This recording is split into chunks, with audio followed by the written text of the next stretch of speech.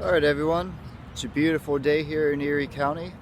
I'm going to do some more work in the garden, building my pallet beds up, and I'm also working on some mini greenhouses to get my seedlings started indoors. So I'm going to do a little quick walkthrough on the stake that I made yesterday with that and show you what the process is. Okay, day 2 of my pallet bed making. You can see I've got 3 end pieces here. I'm going to squeeze 3 pieces out of this one pallet. I was able to get most of my cuts with the rotary saw and just have this one where it wouldn't fit down there. And right here, this is important. So you can see where I had my first mark for to make my cut originally. Well, I was going to be brushing up against this nail, and that's no good with the rotary saw. So I had to adjust where I was placing my cut to get it between these 2 nails. Now, I would have liked to pull these out, but a lot of times some of these nails are in here so good you just can't get them out. You'll pop the head off or whatever. And I had plenty of trouble getting nails out of this pallet already, so by the time I got to these I knew I just had to drive them home and leave them in. So I just wanted to point that out. Okay, so I've got my pallet beds placed where I want them, and you can see I've got the end pieces all assembled, and they're not attached yet. You can see, like on this one, I'm going to have to cut off a little bit of the ends. Same with those ones over there to get them to sit flush with the base. But that's our progress so far. Okay, I've got my ends attached on all 3 of these pallet beds. I've got them in place where I want them. Now, I did run into some trouble getting these ends attached. This is often one of the hardest parts.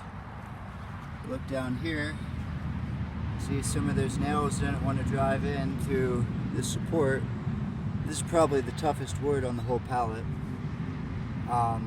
So what I ended up having to do on these ones, I took a power drill and drilled a hole through and then stuck my nail in, and then it was easy enough to get the nail into the face of the wood there. Ideally, what you want is you want your legs here resting on the ground, and then if you have your leg resting on the ground and your bottom board resting on the base of your pallet, that's kind of perfect. That's the easiest. It allows you to attach straight in this way. Now sometimes you're going to have to improvise. For instance, over here you can see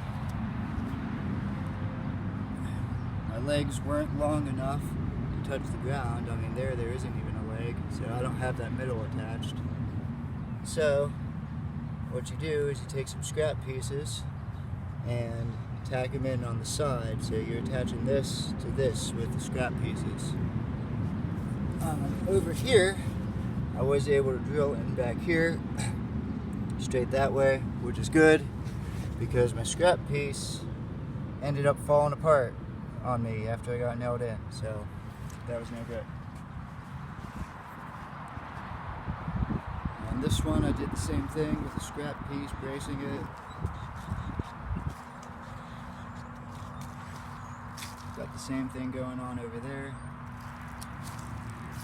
Now here, because this one was too thick to drive a nail in this way, I ended up taking the saw and cutting it at an angle, so that way I could get my nail in down here and it would be thin enough that it would connect with the rest of the pallet. Okay, now that I've got my ends attached, it's time to work on the sides. And see, I took this one pallet and cut it into thirds. So each of these sections is about 13 inches. That should be enough to cover my 10 inches of height, plus about 1.5 inches for this thickness and 1.5 inches at the bottom to tack it down there. On these smaller pallets, because those ones are not the standard, I'll have to get kind of creative with how I do the sides on those ones.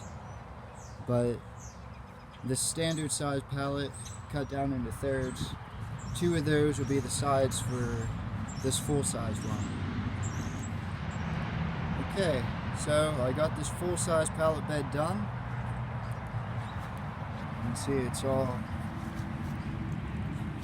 nailed together, tacked on top and bottom. So this is what the finished product looks like. And I've got my mini one with these 2 sides on,